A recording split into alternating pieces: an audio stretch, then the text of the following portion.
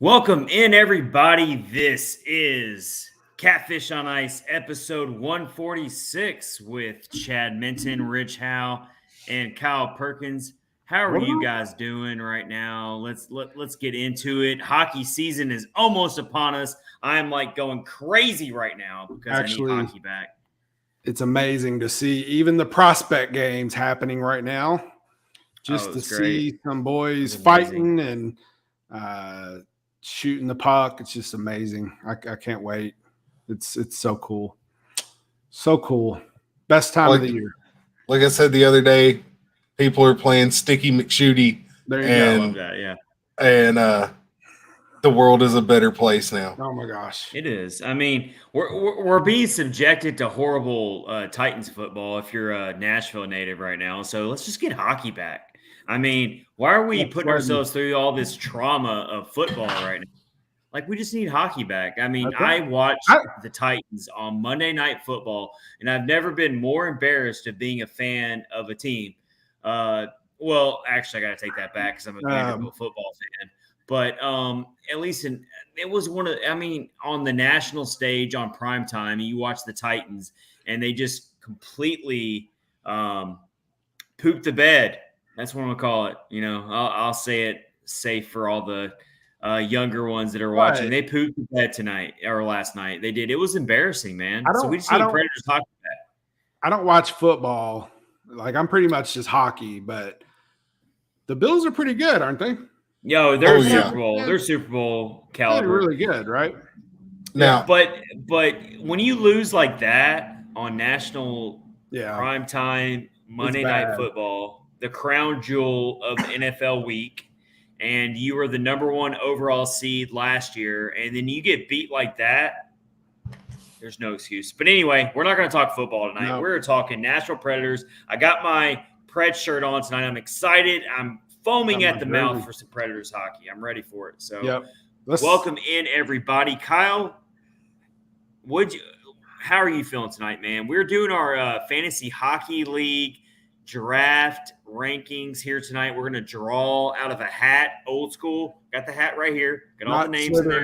Not Slytherin. I'm going to shuffle them. I'm going to see me shuffling them right now, Kyle. You know this is we're a democracy here on Catfish on Ice. I'm shuffling them right now. So, yeah. I mean, as long as you give me Connor McDavid again, I'll be perfectly okay with it. We'll find out.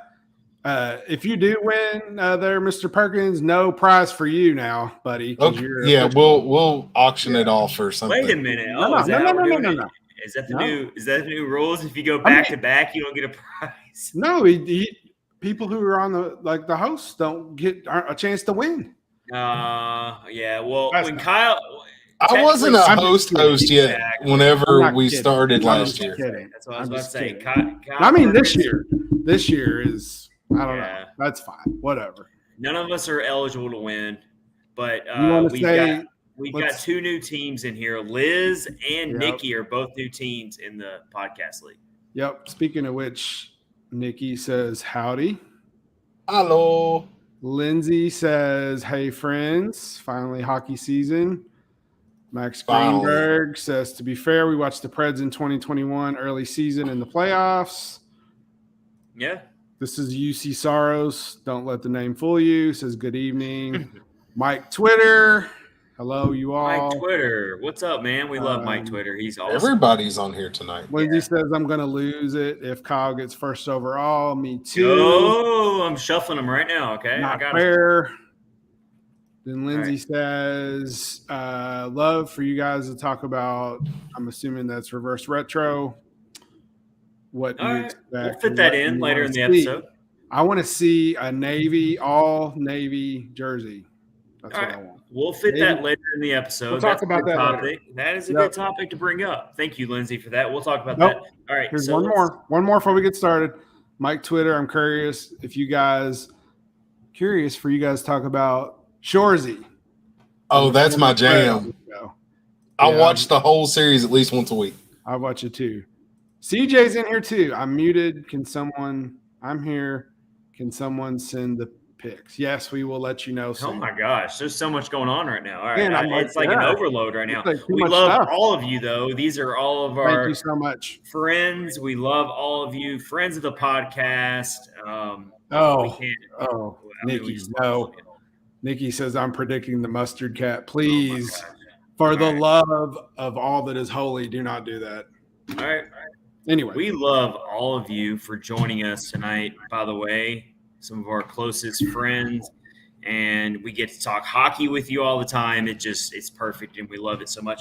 All right, so episode 146 of Catfish on Ice, presented by DraftKings and Raycon earbuds, wireless earbuds, promo code THPN, 15% off your first order if you go to buyraycon/THPN, and also DraftKings, of course. We're going to tell you more about our amazing sponsors of the show that make this possible. But let's open up with recapping the Prospect Showcase. Let's preview the preseason, which starts next week. Yes, it's just Monday. Preseason. I know it doesn't matter, but it does matter in a way because there's some players who are really trying to show you we belong on this damn team. And we saw that in the Prospect Showcase. We got to talk about some rankings list here, guys. NHL Network puts out their top 50 list. It gets everybody talking, just like we're doing tonight, of course. And, yeah. Uh-oh. Where did Chad go? I'm here. Oh, your picture's gone. Did you turn your camera off? No, my laptop slammed shut. Oh, wow. Yeah, you're a circle. Technical I'm here, folks. There he is. My laptop decided to just slam closed. It's called realistic things that happen in life. Or a ghost. Or you have a ghost. laptop just said, you know what? We're not talking anymore. Okay, so no. What was I saying? NHL Network top 50 list. Forsberg and Saros are in the top 50. Where is Roman Josi going to land? We got to talk about that. And then we got to do some season predictions. Like, we're putting them out there. Why are you laughing over there, Rich? Because it's just funny to pick things like this.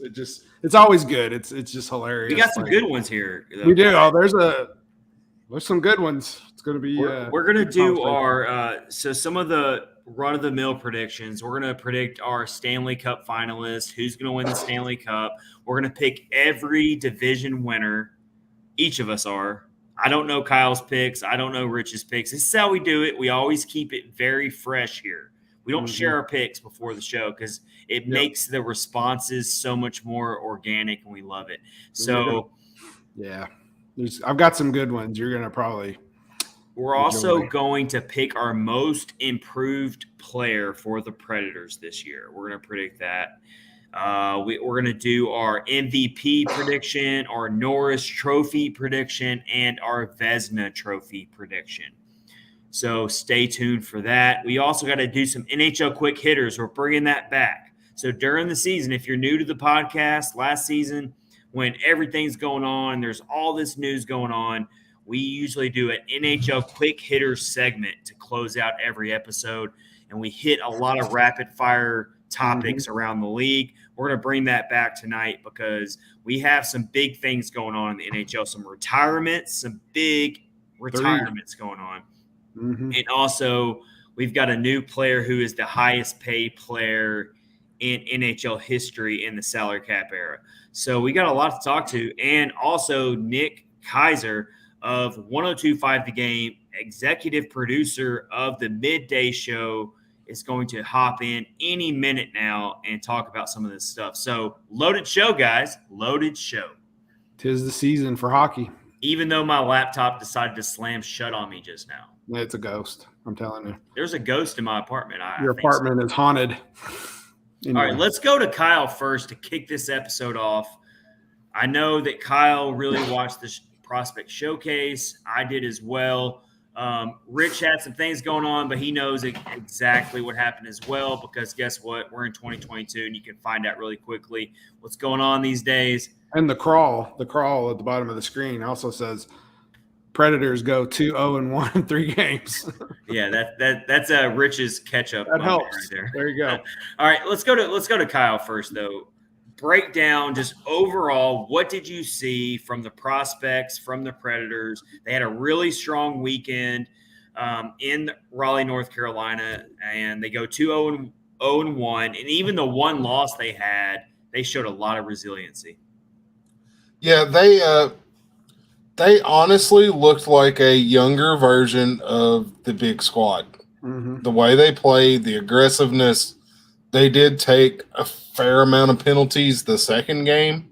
The other 2 games were not near as bad. The first game against Tampa and the last game against Florida had significantly less penalties against the Predators, but they were high-end agitators in every game. They were under the skin of their opponents. You had Zachary Leroux flying around doing exactly what he was drafted for. I mean, to a T, you couldn't ask for anybody to be more to the letter of what they're supposed to be. He was basically running around, running over guys, and he's smaller, so it's not exactly an easy task for him to run over some of these larger defensemen. But he was doing exactly his build. He was going straight to the net every time. You had a line of Igor Afanasyev and, oh my gosh, Trip Tracy, I love you for how much that you said Yaroslav Askarov's name, but I wanted to smack you with a fish every time you said Igor's name because it was different and wrong every time. I noticed that too. Afanasyev, it was Afanasyev. Yeah.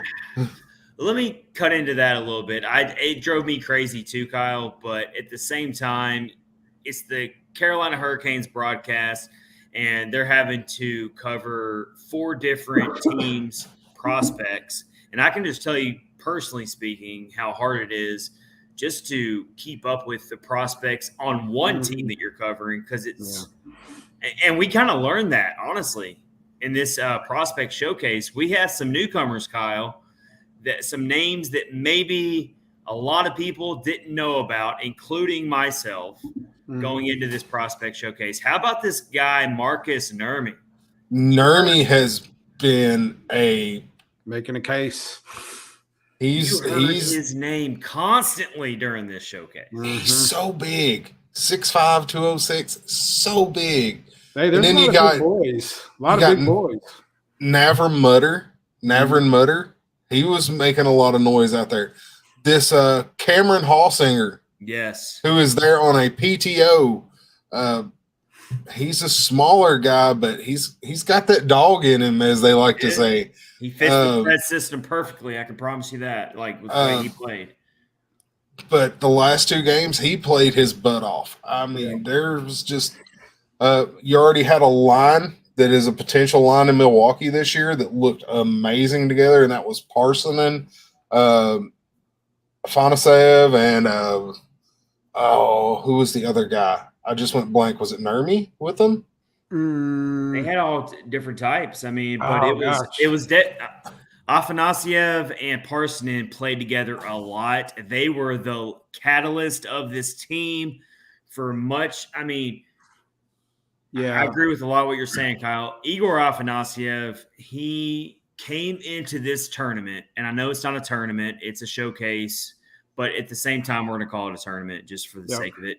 But Igor Afanasyev came into this not only under a lot of pressure and under a microscope, because he has been in this system for a while now, and we're all waiting and expecting him to, out of all the prospects, he is the closest to realistically being ready for the NHL level. And he could have very easily come into this and maybe had a bad tournament, maybe just some things didn't go his way. Nope. This guy was a leader out there. He was a catalyst for the offense.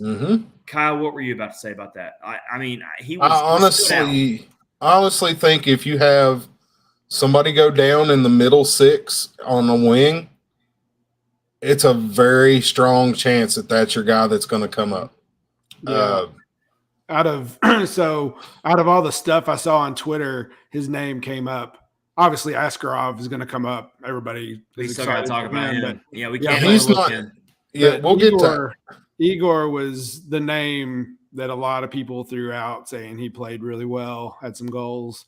He had some goals, and the thing that I like the most about his game is Igor's always been kind of bashful, I guess you could say, about going to the net and stuff like that. That's changed. He's using his size more to his advantage. He's a big kid. Igor's 6'3", 6'4", 6'4", 6'4", 211. He's a good-sized kid, but he's never really used that body to move other people out of his way, and he started to learn how to do that after being in Milwaukee, and you can just tell the difference in how he plays. He's not afraid to duck that shoulder into somebody and get him out of his way and get himself away. Yeah, I think I read somewhere that he had said something about he really wanted to make a big impression and a big impact. No, yeah, that was on the Preds.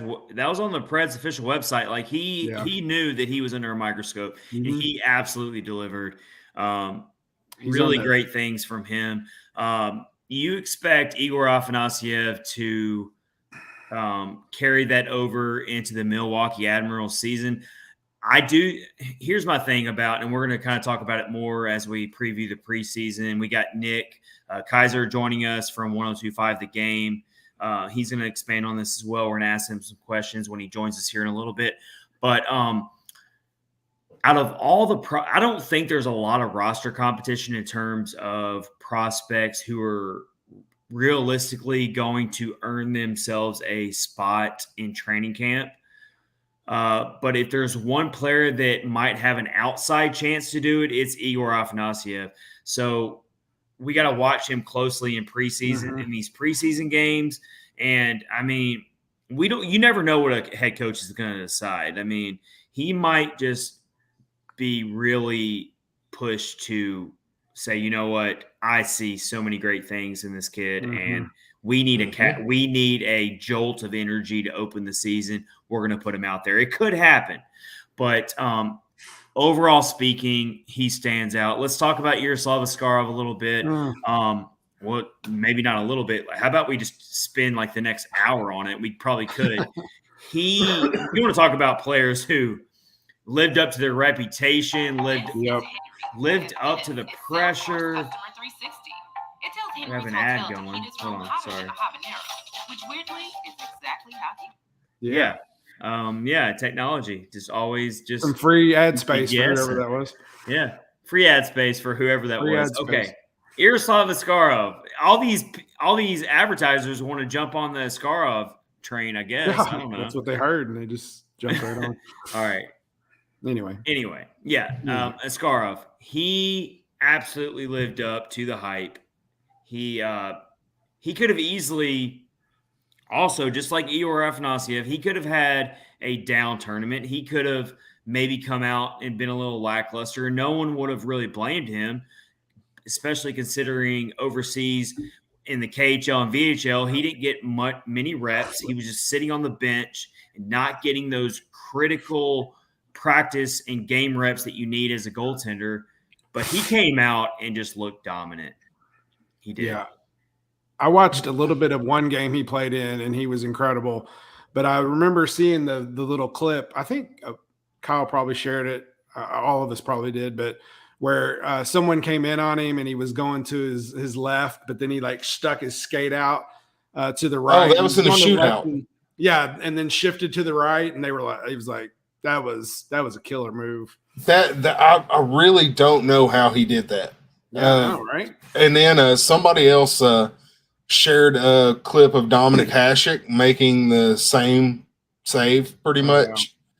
But honestly, Askarov's looked a little bit better than Hasek's, which is just insane to even think of.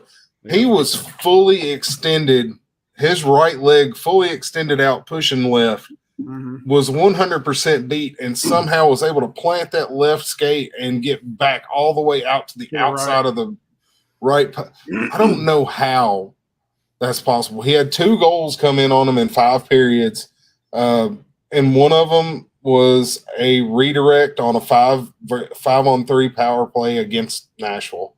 Oh, yeah. And the other one was just a weird bounce that he was just going to stop with his skate, and it hit maybe a little piece of rough ice before his skate, and it bounced off his skate and bounced in. Yep. When the game was already, it was like a 4-1 game at this point. Mm-hmm. And there was like 2 minutes left. So he had 2 garbage goals pretty much against him. And he was making saves that were out of this world. He had one that he was laying on his back doing the starfish pose. And I think I saw that one too. The biggest thing that stood out for me for Askarov was how much his positioning, like things that young goaltenders don't normally have figured out at that point of their development. Like he looked like an NHL goaltender when you're watching these streams of this prospect showcase. He was moving, he was reading the plays, he was reading 2-on-1s and knew where to be. These are the types of things you see from a UC Saros because you expect those types of things. But when you see it from a player like Yaroslav Askarov, who is still so young and hasn't gotten the reps even in North America yet, it's just, it's amazing. All right, we got Nick Kaiser joining us. We're about to add into the stream right now. Let's say hi to Nick. What's up, Nick? What's up, Nick? Hi, Nick. Hey, guys. How we doing? What's going on? Pretty good, man. We are honored to have you join us tonight.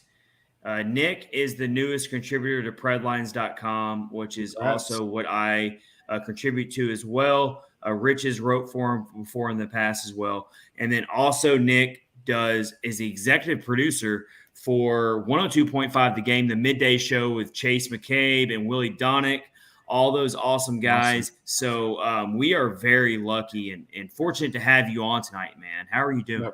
I'm good. And Chad, you'll get used to this. My last name gets said wrong quite a bit. Oh, I knew I messed it up. And it's completely okay. There's a lot of hockey names I know that get said wrong too. Mine is one of them. It's Kaiser. I knew. So me and Nick did a little talk earlier today, just like getting on the same page. And dude, I totally meant to ask you if I'm going to pronounce your name right, and I didn't do it, and I screwed it up. And sorry, man. All good. No worries whatsoever. But I heard you guys talking about Askarov before I hopped on here. Mm-hmm. Yeah. So let's ask you, Nick, about what did you see from the prospect showcase? What are your takeaways from it? How are you feeling about the prospect pool, the farm system? Because that is the future of this franchise. We are in win now mode, obviously, with what they did in the offseason, but you still have to be thinking about the future, and the future looks bright.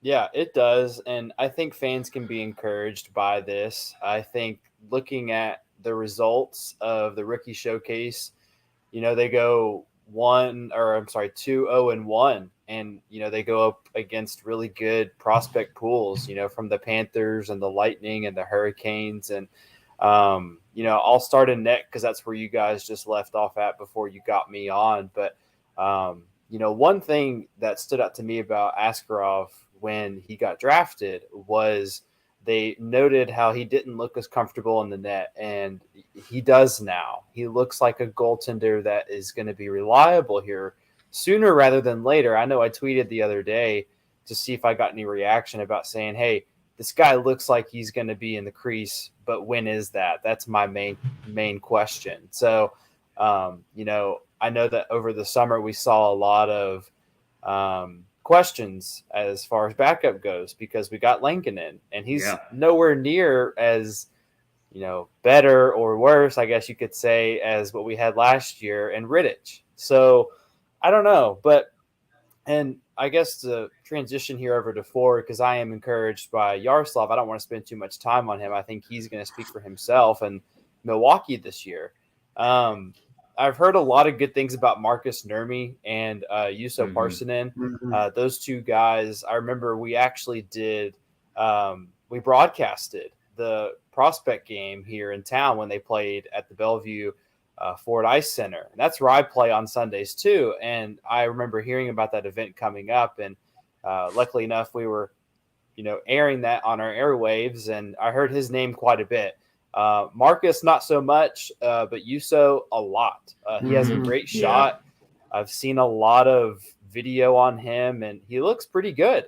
He looks really comfortable, and I saw them working down in the corners a lot in the showcase, and I'm looking forward to seeing what they can bring as far as the Preds offense needs, because we do know that bottom six needs some scoring, and maybe those guys, if they can come up at some point, can contribute that this year. So I'm encouraged by that. My last point is I don't know how often we saw him or how much I even heard about him, but two defensemen I want to note, Jordan Gross and Kevin Gravel. Those two guys have experience, and the fans may hear their names get called this year. That's something that I have to consider when thinking of the depth of this team this year. The first name that pops off to me is Jordan Gross, because Gross is someone that, believe it or not, was AHL Defenseman of the Year. And that's something that doesn't go unnoticed, especially for the Predators. I mean, think about the pedigree that we have here in Nashville for defensemen. And so if he pops off in the right way, I think John Hines would be very happy to have him on the back end this year at some point. So, but I'm very encouraged. I think fans can be very encouraged by the showcase. It doesn't mean too much. I've been to them before. It's the preseason before the preseason, and just like the NFL, it means nothing. So, that's a good point. Preseason before the preseason, I really like that. That's actually very true. But it's also extremely vital for these prospects to get in there and build some chemistry with each other, because some of these prospects are going to be future teammates on the NHL level. So it does mean a lot in that way. I'm going to toss it around here, but let me just piggyback on some of the things that Nick just said here. Juuso Parssinen has been a kind of a household name, if you will, with the prospect pool for a little bit now. And he's a 7th round pick, which is pretty amazing in itself. Just goes to show you that you can find really quality players even late in the draft. And Juuso Parssinen looked really good as well. He's getting lost in the shuffle a little bit from this showcase because there were so many standout players. But like Nick said, he had a great 3 games. He did. He looked very comfortable. He was on the line with Afanasyev, and I can tell you that you kind of got a little bit of a window into the future for the Predators in 3, 4, maybe 5 years from now, of a Parssinen Afanasyev combination. If so, Kyle, is that something that you could see happening? Not this season necessarily, but definitely in the next few seasons in the future. Absolutely. You two especially know that I've been on the Parssinen hype train for a good bit now. That kid is just a solid player.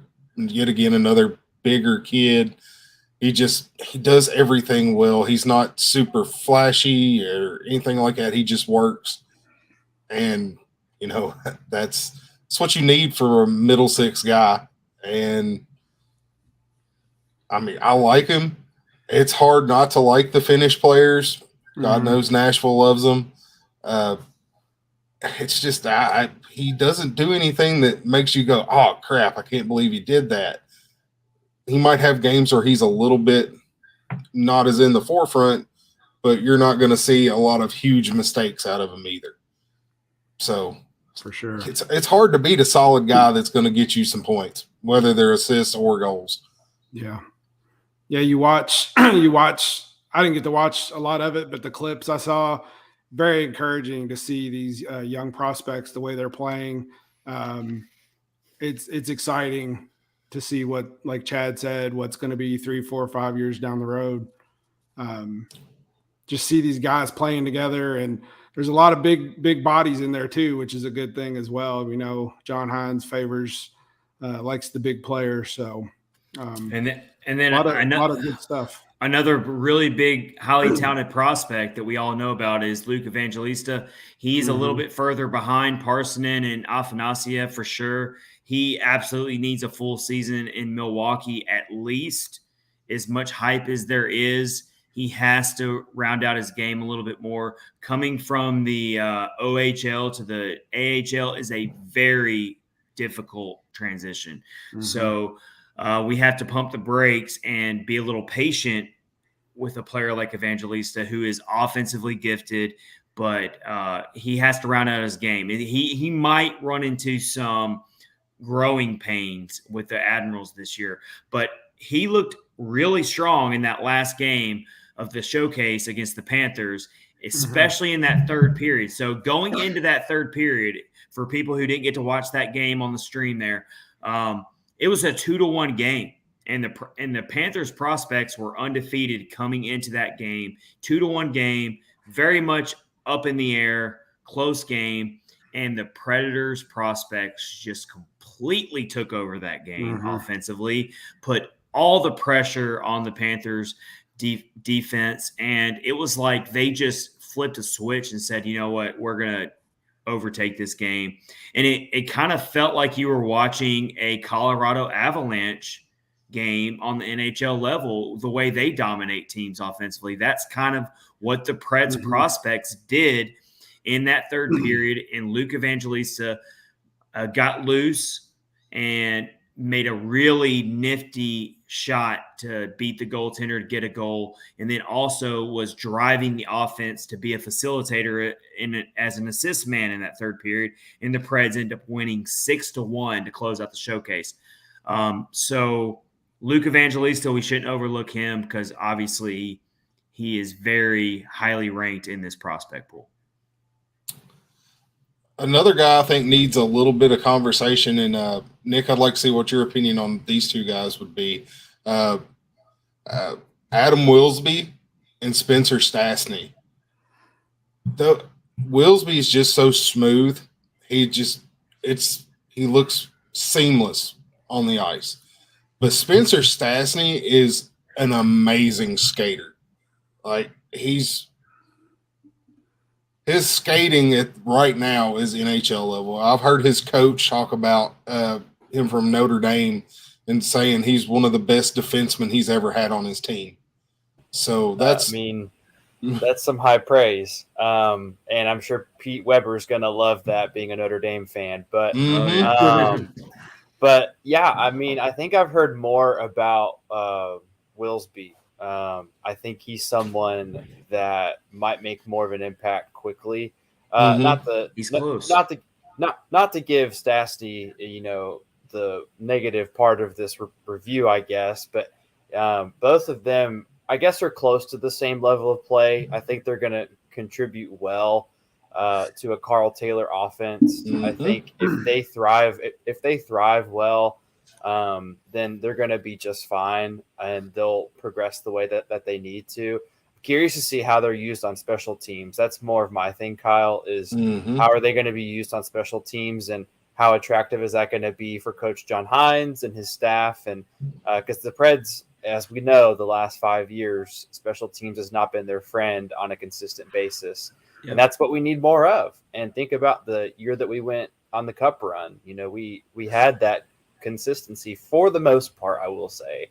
But I think looking at those two guys, it's a glimpse into, or a window into, what we need. And those are the type of players that we need. So that's glad you asked about those guys. Well, especially so you bring up special teams and how vital that is. And, the Preds power play was top 10 last year. That was an amazing thing to see. But if you're going to be a team that really pride yourself on playing aggressive, physical, heavy hitting hockey, well, you better have a really good penalty kill. And that's one thing that was very mediocre last year. So you need good penalty killers. And so that's a big thing we're seeing. We're being joined by Nhl Quick of 102.5 The Game. I didn't mess up his name this time.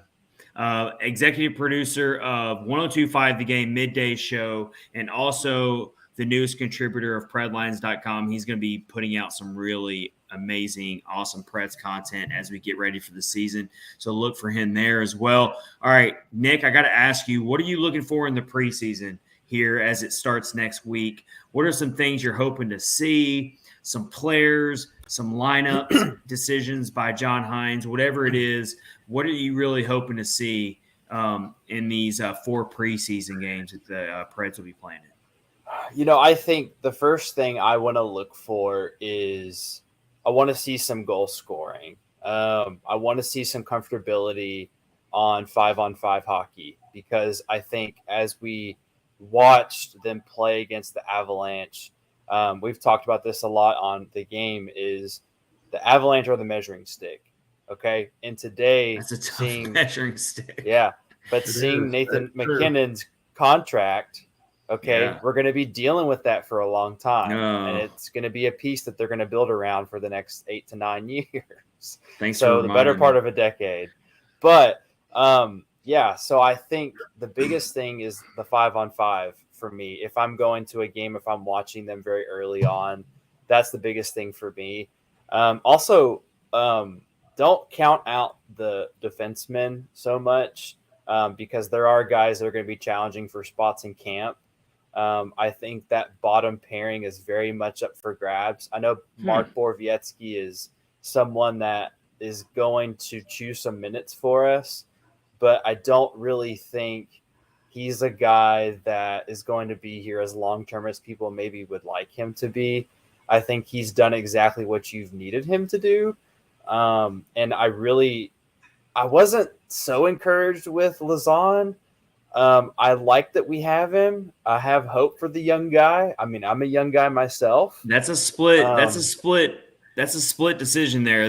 That's a split fan base decision there right now on Jeremy Lauzon. There, you've got this one half that really likes him and is encouraged by him. I think that I'll throw myself in that pool. But there's this other half that they don't see it. They don't understand the trade to begin with. They don't understand the contract. He's got a 4-year contract. They don't see it. So Jeremy Lauzon has a lot to prove to this fan base. He does. And it'll pan out. It'll pan out. You watch. Rich, that's how I feel too. I think he's someone, analytics don't provide the best. Yep. And if you are an analytics guy, okay, give him another season. Give him another half of a season, because who did he play for again? Oh, yeah, that's right. The first-year team, Seattle Kraken last year. That's not enough for me. And he came from Boston. Yeah, he played a few games. He came from Boston at a time when they were loaded with defensemen. So exactly. It's not really a good well, you're also – and you're also talking about a third pairing role. So the third pairing role, I mean, it sounds really like wrong for me to say this, but the third pairing role is just don't go out there and screw it. Yeah. Like, we can't have six. It's bonus. No, it's bonus if they can provide a little offense and if they can do some extra things. But the Preds' third pairing has been a disaster for a few seasons now. It's just like a liability out there. And if you want to be a top tier team in this league, you got to shore that up. You have to. You have to figure that spot of the lineup out, because the best teams out there roll out lines constantly that will beat you, whether it's the third pairing, the third forward line, the fourth forward line. So the Preds are trying to get there. They're stuck in that middle mucky area right now. And this offseason was all about, okay, we're going to make some upgrades and do some things to get out of that muck of the middle of the league and try to be a viable postseason team. Jeremy Lauzon, if he pans out this year, is another depth player that can push this team over the hump potentially. And he's a Matt Benning upgrade. He's definitely an upgrade from Matt Benning. So it is. I think he's a big upgrade in that regard. Yes. Matt Benning. Oh man, I don't know about that guy. And I'm so glad that we moved on from Phil Myers. Phil Myers was a great piece to our team just for a little bit. Yeah. But it was the Ryan Ellis. It was the whole Ryan Ellis thing. It was a weird trade to begin with. But, preseason, we're definitely going to be looking for Jeremy Lauzon. We need him to have a strong preseason for sure. one of the things I'm kind of looking at, guys, and we'll throw this around here as we got Nick Kaiser with us of 102.5 The Game, news contributor of Pred Lines, joining us.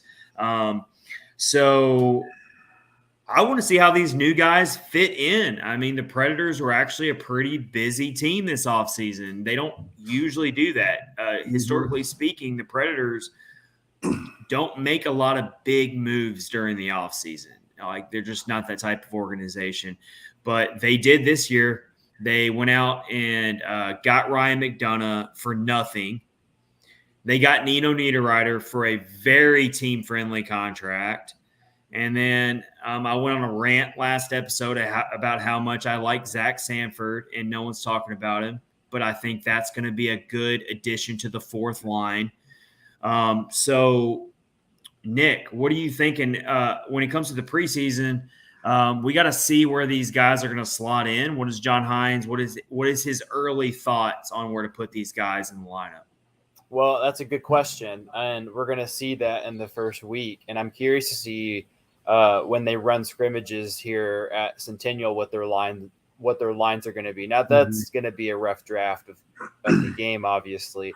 I do like that you threw out Zach Sanford, and when I was looking up more on Pred Lines and reading up on some stuff that y'all have done recently before joining, I did see that, and he is an underrated piece that no one's talking about. And think about it, he's played with the St. Louis Blues, a pedigreed team that's played really well, and we've met them in the playoffs, and I think he's someone that is probably going to get top 6 minutes in the preseason. Ooh.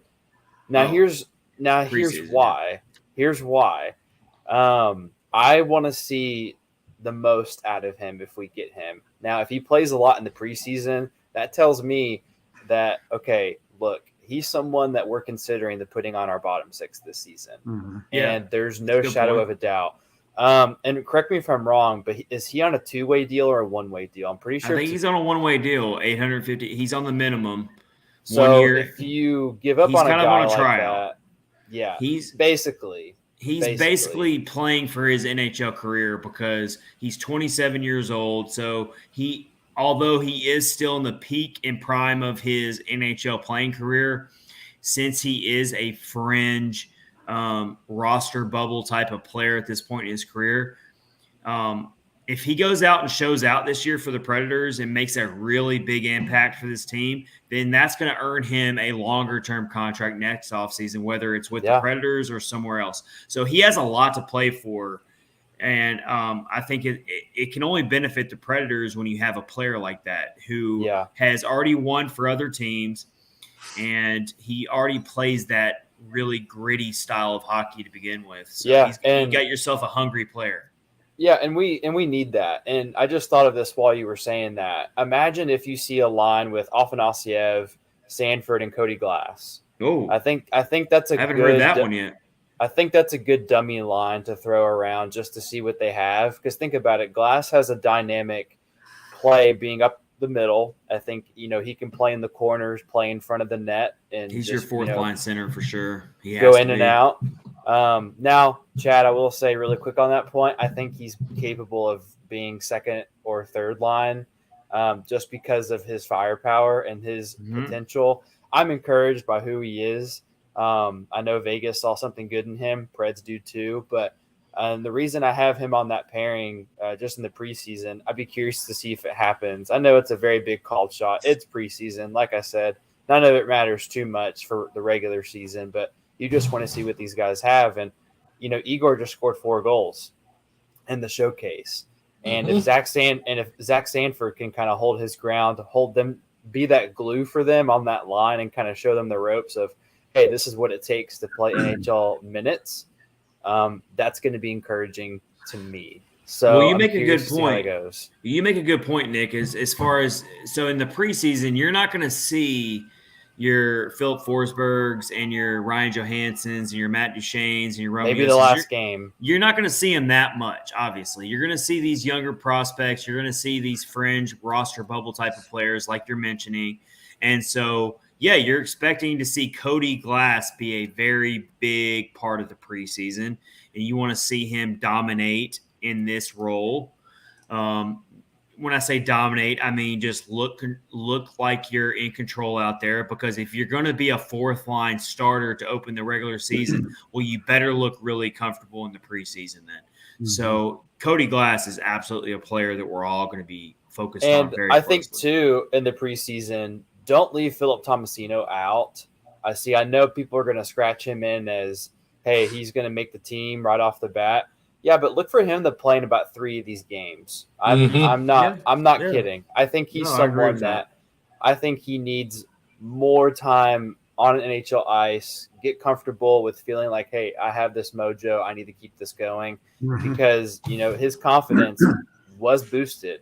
I mean, look at how much more comfortable he got, playing on the team more often he was here. And, same thing with Glass too. I thought Glass looked good in the one playoff game he got and toward the end of the season. So we got that's something that you have to think. We got some comments to share here from people. Let's put it on here from some of our listeners. CJ puts on there, I think he's better than Yannick Weber. I think he was referring to Lausanne. That's not saying much. So that's good there. He also puts out what defenders stood out to you guys. We kind of got into that. And then Mike Twitter on here puts up, I hope my birthday in February falls on a live podcast day so I can happy birthday, Mike Twitter on the call. If it's on, you're definitely going to have it on there. We will pull that off for you, man, because Mike Twitter's been with us since the beginning. The very beginning. That dude has really supported this podcast from the start. We love that dude. Mike Twitter also shared Chad made himself disappear. He did. I did a magic trick earlier in the episode, and I reappeared magically. So, yeah.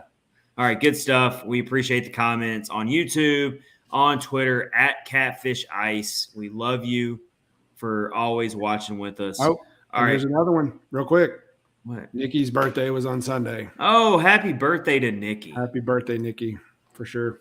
All right. So, Nick, before we get you out of here real quick, kind of tell us about your work, what you do for 102.5 The Game. It's extremely exciting and cool, the work you do for the flagship station of the Nashville Predators. So we are honored to even have you join us tonight on the podcast, because you do really amazing work for the midday show in Nashville. So for all of our Nashville listeners, you need to be listening to 102.5 The Game and the awesome work that Nick does. So tell us about just how you got into it, some of your experiences, and all that good stuff.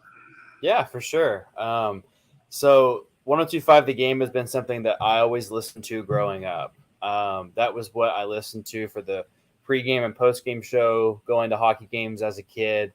And, I played hockey growing up, and I knew in high school that I had to do something by the time I got to college. And to me, that's something that I really wanted to think about as far as how can I stay involved? How can I, pursue something that makes me happy on a daily basis? And so go to college. And before that, I even took some journalism classes in high school, kind of as a joke. But, I ended up really loving it. And then I went to WKU my junior and senior year of college and graduated. And it's been nothing but a blessing with experiences that I've had, and, covering college athletics. And hockey is very different, but hockey is like riding a bike for me. So I can always hop in it whenever I want. But yeah, 102.5 The Game became more prominent in my life last summer when former program director Ryan Porth, who is now with 670 The Score in Chicago, he tweeted that he needed help.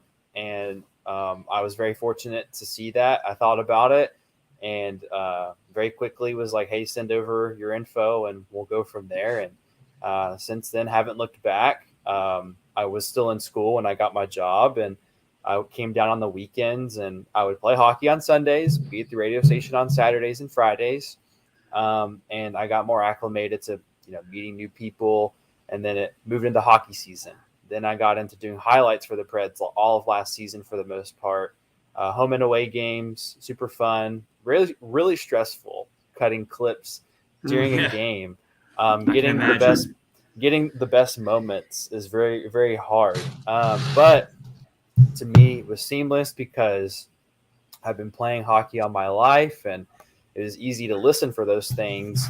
But it was really fun to do those games. I know playing against Seattle at 9:30 at night is not the best. Getting home around 2:00 in the morning, but that's okay. But yeah, I think the more involved I became, I hung out a lot with Elijah Campbell. I got to give him a shout out because he was the midday producer before I was.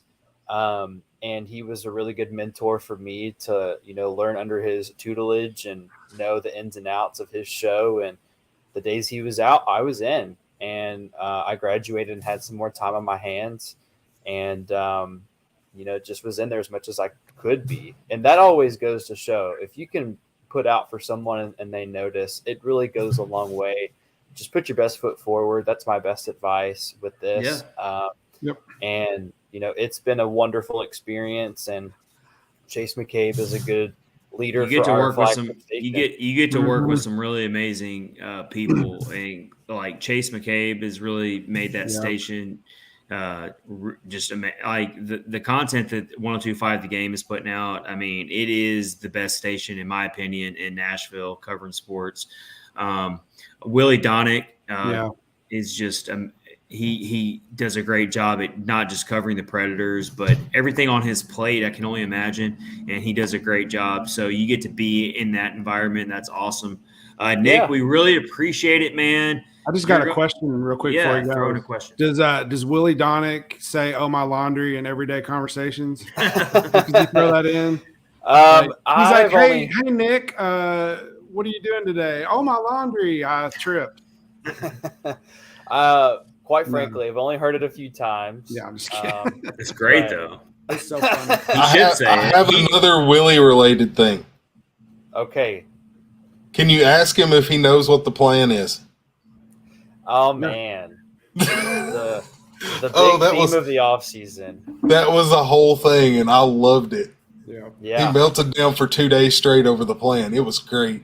And another thing, here's why I love Willie D. He's a Vanderbilt fan. He's a fellow Vanderbilt fan like me, and so. Well, Chad, did you know he played basketball there and baseball? Yes, I do. I do. Willie D's my guy. We are fellow suffering Vanderbilt fans. There's very few of us out there, but we are out there. So shout out to Willie D. They do great work. Chris Mason, all of them. Even Jared Stillman. You get to work with Jared Stillman, but we're not going to go into that. We're not going to go into that. Well, maybe for another time. But Nick, you do great work, man. And we're so happy to have you on the podcast tonight. And we'll catch up with you later in the season as well, man. Yeah, for sure. We'll tune in the Chase, Willie, and D-Mace from 10 to 2. So we'll be having Elliot Friedman on Thursdays more than likely this season. There you go. The GOAT. And we will be broadcasting the first Preds game is next Monday. So yes, everybody. 102.5 The Game. 102.5 The Game. Preseason hockey. Listen to 102.5 The Game for that broadcast. All right, Nick, take it easy, man. We'll catch up with you later. Have a good one. Yeah, guys. Talk to you soon. All right. Awesome. That was Nick Kaiser, not Kaiser. Nick Kaiser. I botched the name, of course. I'm sorry. Not Shesterkin. Yeah, I really screwed that one up bad for a while, too. That's all right. I'm never going to let it go. You screwed up Luke Kunin. You said Luke Kunin for like 5 episodes, Rick. You have no room to talk. Worcestershire. Yeah, exactly. All right, we had a swear jar about Luke Kunin for like how long? We all did it, but I did a lot. Even the NHL EA Sports video game says Luke Kunin. But anyway, we won't go into that. Anyway. All right. Yeah. All right. So fun conversation there with Nick. Talking about preseason, talking about the Preds Prospect Showcase. Let's move along here in episode 146 of Catfish on Ice, presented by DraftKings and part of the Hockey Podcast Network, also presented by Raycon Earbuds. Let's first tell you about DraftKings. The NFL action is in full swing here at DraftKings Sportsbook, an official sports betting partner of the NFL. We're talking touchdowns, big plays, and even bigger wins, unless you're talking about the Titans, which, that was just the biggest embarrassment I've ever seen in my life on national TV, but we won't go into that at all. too much anyway, because we want to talk about happy things tonight, not Happy sad things. Happy things. The beginning All of hockey. Happy. New customers right now can just bet $5 on any NFL team to win and get $200 in free bets if they do.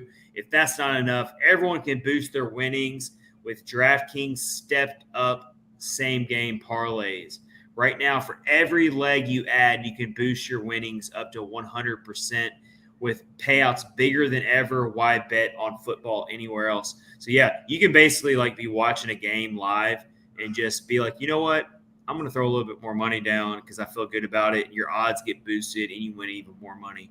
That's what DraftKings does for you. So download the DraftKings Sportsbook app now and use promo code THPN to get in on this action. $200 in free bets if your team wins when you place a $5 bet on any football game. That's code THPN only at DraftKings Sportsbook, an official sports betting partner of the NFL.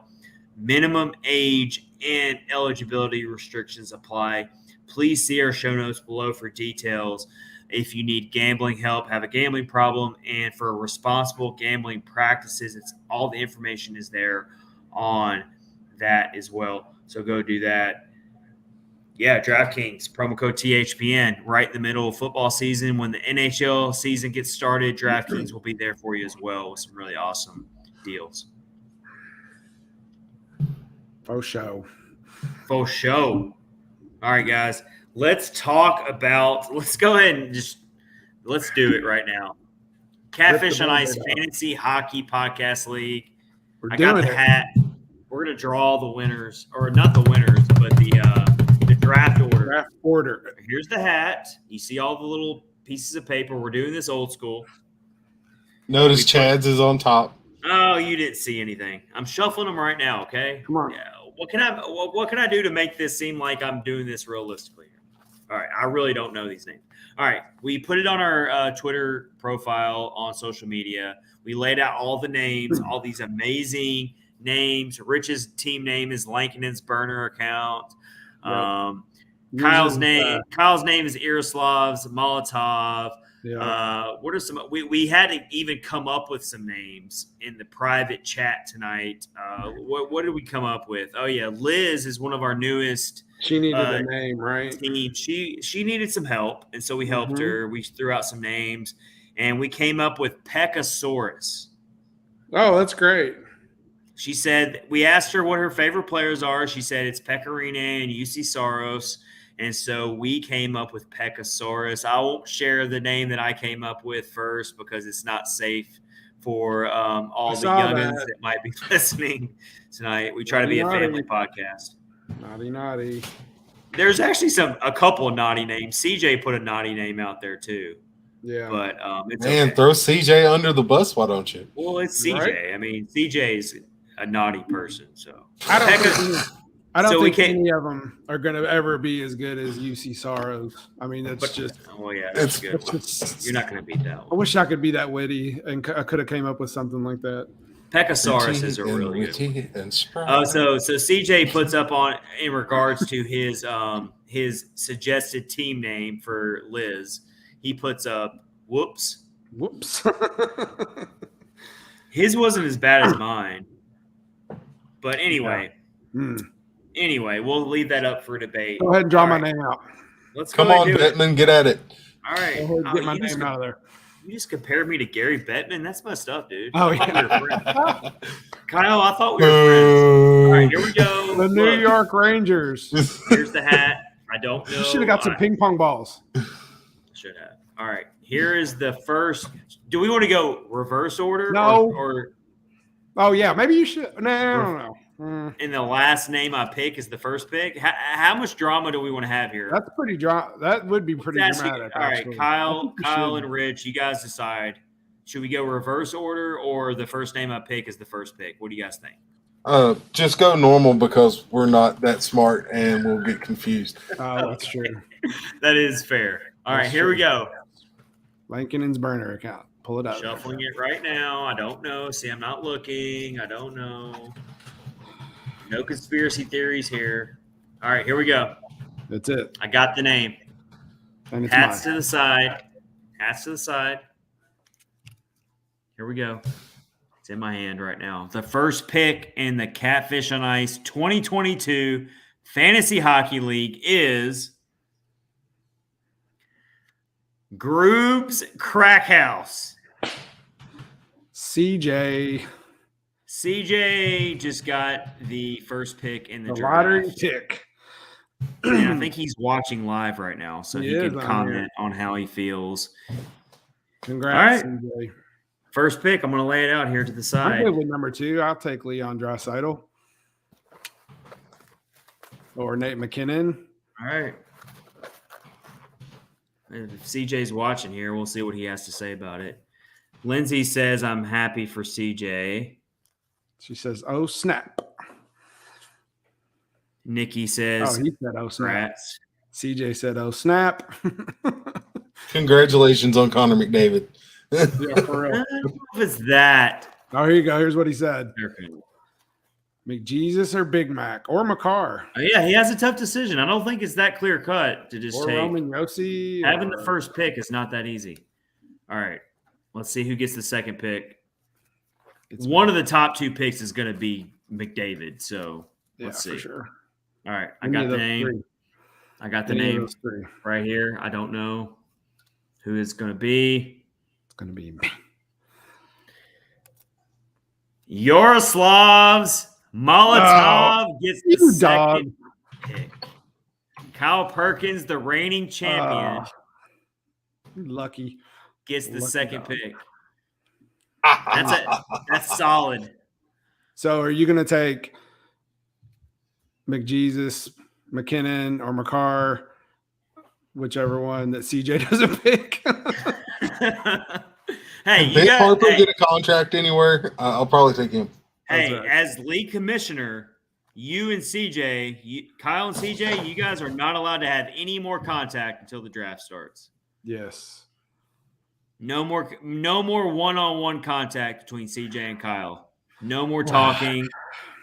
Unless you guys want to make, if you guys want to make a trade, you got to run it through the league commissioner first, which is me. All right. Let's go to the number 3 pick here. Third pick. I got the name. Who gets the number 3 pick? 3 pick is still solid. You can still get a really freaking good player. We know that. Top 5 are actually.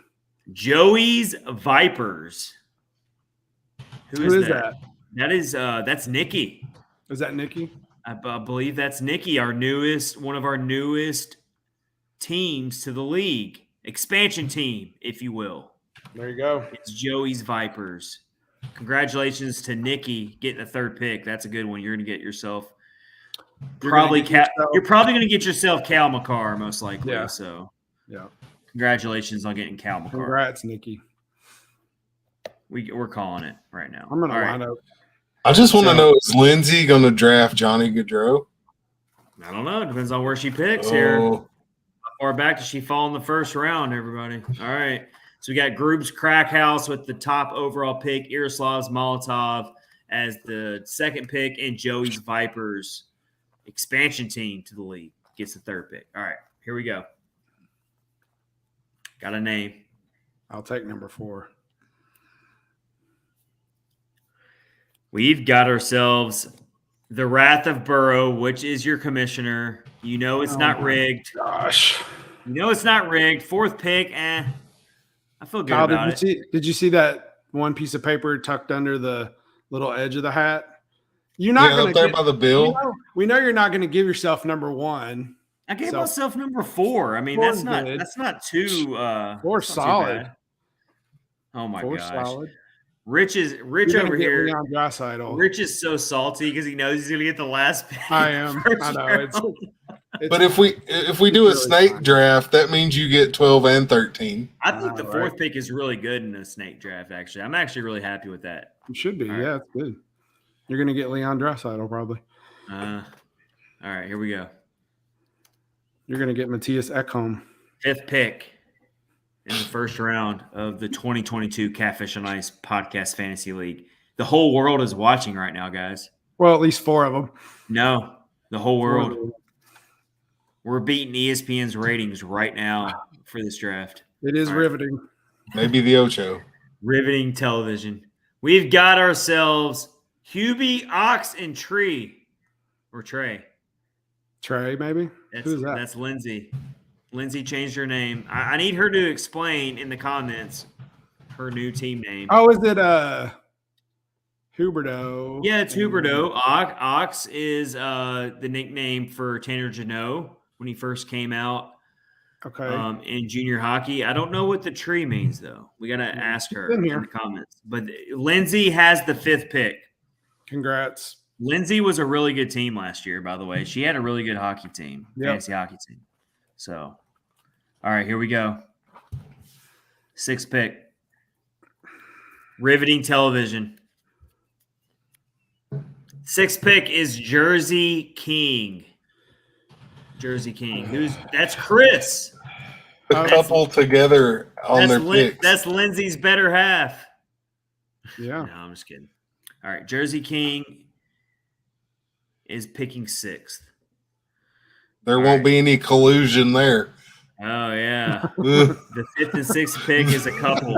We're going to watch out for that. Chris does the awesome jerseys. So that's why he came up with Jersey King for his name. That's good. Really good. All right, 7th pick. Rich is like, am I ever going to get picked? That's fine. Whatever. It doesn't matter. I swear it's not rigged, man. I promise. We love you. I know it's not. Oh, all right. The 7th pick is Pekasaurus. There you go, Liz. Liz is in with the 7th pick. The other expansion team. Pekasaurus. That's a great name. That is awesome good. name. We need Kyle. I don't know if you saw in the chat, but we need you to come up with her logo pronto after the episode's over tonight. I will try to work on that. Just do a pecorino as a dinosaur. I know you can do it. And a mustache with a mustache. I don't know. Just 8th pick. throw everything in there. We have the 8th pick. It's submitted. The 8th pick of the first round of the Catfish on Ice Fantasy Hockey League goes to Matt Hardesty. We don't have his team name yet. It's okay. Matt Hardesty was actually the best team in the league regular season last year. He dominated everybody. He did, actually. He was a force to be reckoned with for sure. Matt Hardesty. I'm going to put his name for the last. I'm writing all these down so I can tweet them out after it's there. You go. Over. There you go. I put his team name from last year. Matt Hardesty has the 8th pick, which is his team was dominant last year, so maybe he needs to be pushed back a little bit, maybe. All right, let's see. 9th pick. Who do we got? We got Justin Gambino. I just called him the Gambinos because I don't know his team name yet. That's a good one. I think that's a cool name. He should stick with that. The Gambino sounds really cool. Sounds like for sure. Sounds CJ said it sounds like the Godfather. It does. CJ said Matt Hardesty was a trade genius. Yes, he was. He did a really good job with that. So the 9th pick, right? We're at the 9th pick. That was 9th. Yep. You're going to 10th. Rich is like, I'm going to pick last. It's really fine. It's all good. All right. Here we go. I barely knew what I was doing last year, so you did pretty good last year. It's gonna carry over to this. Yeah, I didn't. I mean, for your first time ever playing it, you didn't do bad. Yeah, all right, here we go. 10th pick, Romans Empire. Max Greenberg. There you go. Is the 10th pick. Romans Empire. Max Greenberg promises to care more this year about it. Yeah, he said that earlier. Likely excuse. All right, we only have 2 more picks left, guys. So it has to be Rich 50-50. You sure mine's in there? It's in there, I promise. You picked 13th out of 12. You don't get to play. He didn't put my name. Rich doesn't even get to pick. He has to go to. He's like he has to go to the waiver. He has to go to the waiver wire on his first week just to pick up his team. Lucas Spiza is his first pick. That's who I'm getting. I had to do it. I'm sorry. All right, here we go. We said we weren't going to talk here about it. Here we go. 11th pick. 11th pick. Who's left besides Rich? Who else has not been picked? I'm having a hard time remembering. I lost the track of who all we had.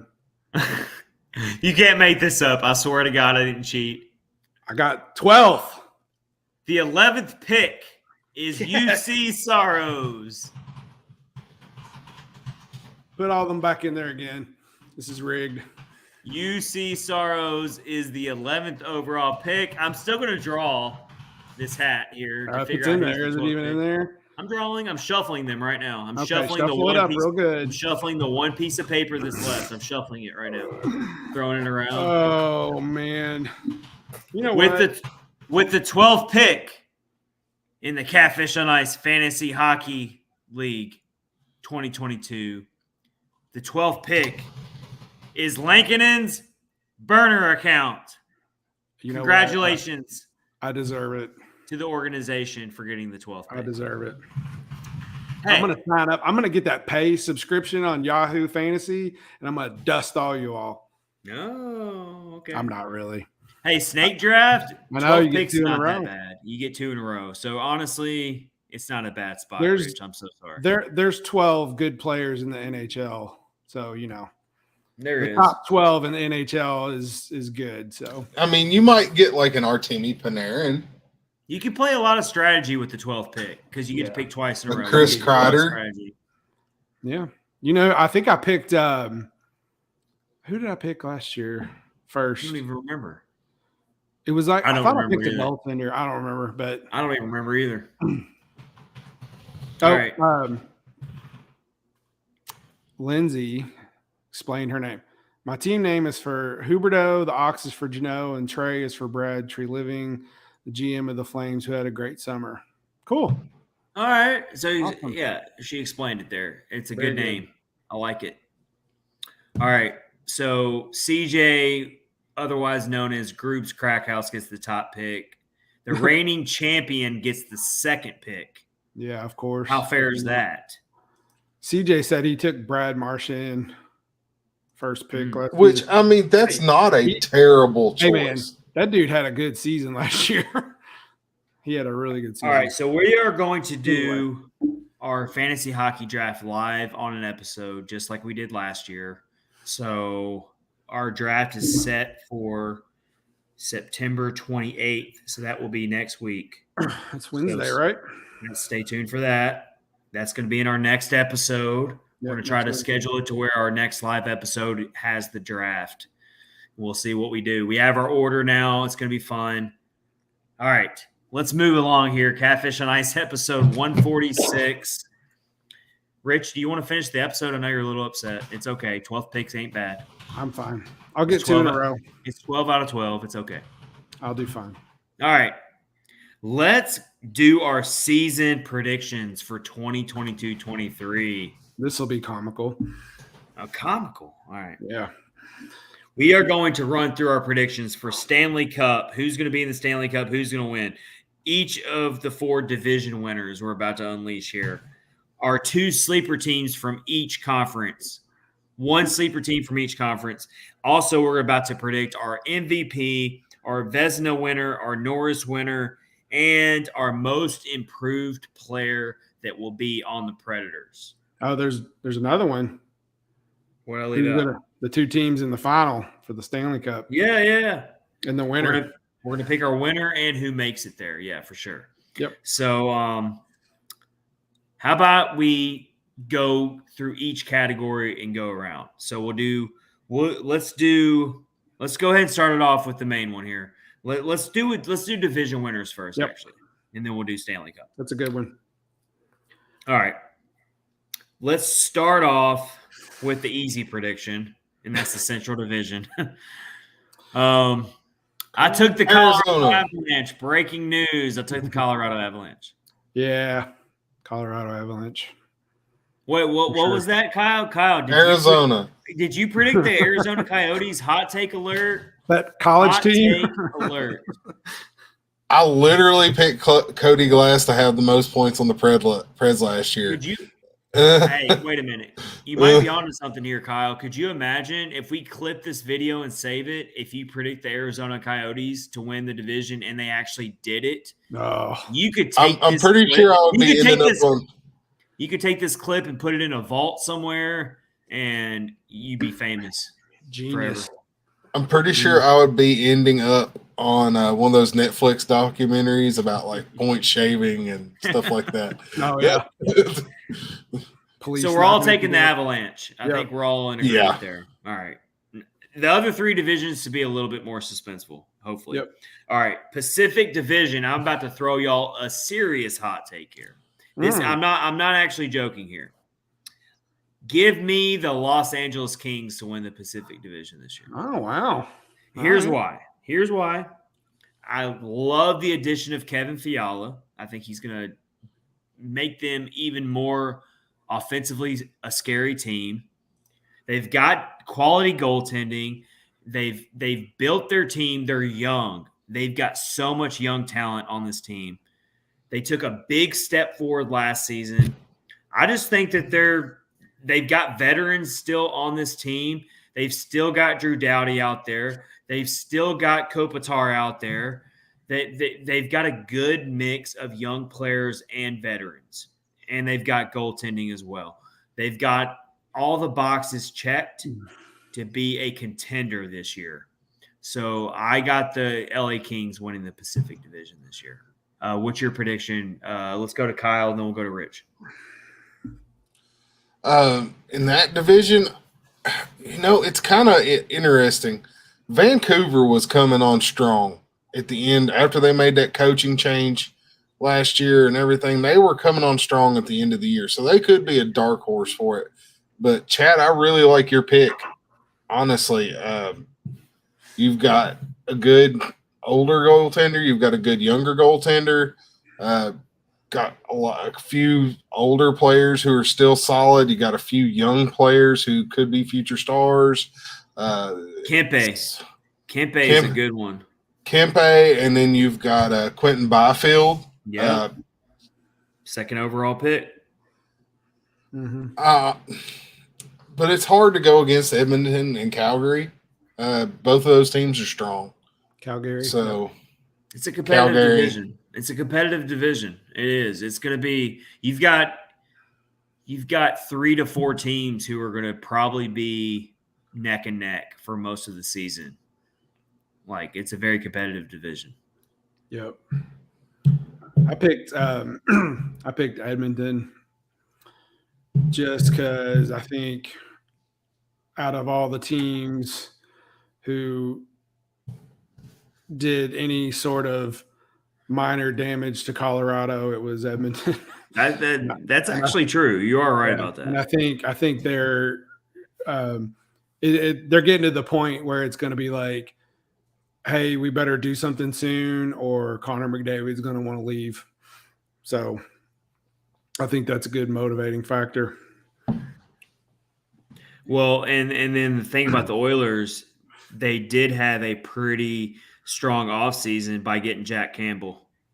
That's a major upgrade. Because that was the one thing that was holding them back is their goaltending was just not rock solid, and now they got Jack Campbell, so that shouldn't be as big of an issue now. Yep. And then they're still extremely top heavy, of course, with McDavid and Draisaitl, but I mean, they've still got the bulk of their team back this year. So you still got Nugent Hopkins. You still, I mean, your Tyson Barrie is an underrated defenseman. They're good. They're going to be back. Like they're out there. I just don't trust them as much. I just don't. They'll be there. It's a tough division to predict. It really is. Kyle, what was your prediction again? Who'd you take for the Pacific? I liked your Kings pick. Okay, you're all right. You're taking Kings as well. Okay. So Nikki said, fortunately, I think Edmonton is going to take the Pacific, although I think LA could definitely be very strong. And Lindsay, write this down, folks. In the Pacific, Oilers. This pains me. Flames and LA. Hey, I appreciate her objectivity as a diehard Flames fan, and for sure. The Battle of Alberta, that hardcore rivalry that it is, and she still was objective and took the Oilers. Absolutely. So good prediction there. Next up, the Metropolitan. Let's go to the Metropolitan Division. So I think- proper. I bet we all. I'm going to say 2 of the 3 of us, or at least 3 of us, may all have the same answer. I'm going Rangers. I just think they're on the cusp. I agree. I mean, Right there. I thought for sure they were going to beat the Lightning in that. So did I. In that playoff series, and it just kind of fell apart for them. But they are another team that's extremely young, and they've been building this team up gradually. And then, of course, they got arguably at least the second best goaltender in the league, and Igor Shesterkin. Only Andrei Vasilevsky can say he's better. So, you got to put them as a front runner to win the Metropolitan Division. And they were fun to watch, man. They were very fun to watch. I was pulling for them. Yeah, that Tampa Bay series there with them was excellent. I mean, that was some great hockey. I loved watching that. They're right there. They are. I mean, you expect them to definitely be right there in the mix. But the Metro Division is still tough. I mean, you've still got the Carolina Hurricanes. You've got Pittsburgh, who won't go away. You've got the Capitals. So just another really tough division to predict. Yep. All right, let's do our last division here, the Atlantic Division. You go first.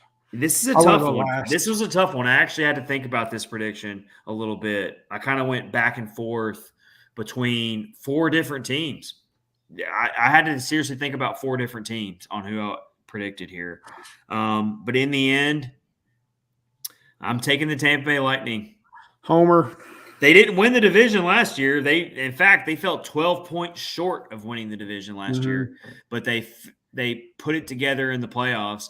And even though they lost Ryan McDonough and they lost Andre Palat and whatnot, but they still re-signed some very key players over the offseason. They still have Andrei Vasilevsky. They still have an outstanding head coach. The core of their team is still intact. I think they're going to be – I don't have them as a Stanley Cup leader. Like they're not my favorite to win the Stanley Cup, but I won't be surprised at all if they win the division this year. Awesome. So they're my prediction for the Atlantic. You go, Kyle. I want to go last. This division's hard. It is hard. It is hard. It's Boston's going to be competitive. Are you going to get the same production out of Florida this year that you got out of them last year? And then the Senators. Who knows what the Senators are going to be? They're going to be better. They're going to be better, but what level of better are they going to be? And then Toronto's great in the regular season and then falls apart in the playoffs. You know, I'm probably going to give it to Toronto to win the division in the regular season. They're a great regular season team. Matthews-Marner is always a good pairing. So, yep. But I will say this, Detroit will not be in the bottom half of that division. That's my bold prediction. Detroit will not be in the bottom half of that division. I mean, if we look at the standings last year, let's look at this. I just looked at this and thought, wow, the gap between the top 4 was insane. So, last year, your top 4 in the Atlantic Division was Florida, Toronto, Tampa, and Boston. There was a 32-point gap between Boston and Buffalo for 5th place. Yep. I mean, that is like so top-heavy. It's kind of crazy, especially when you look at other divisions like the Pacific Division. The 5th place team was only 7 points behind the top 3. So it's like crazy how much more competitive. Look at the Central Division. The Central Division, the 6th place team was at 89 points. 89 points, the 6th place team in the Central Division.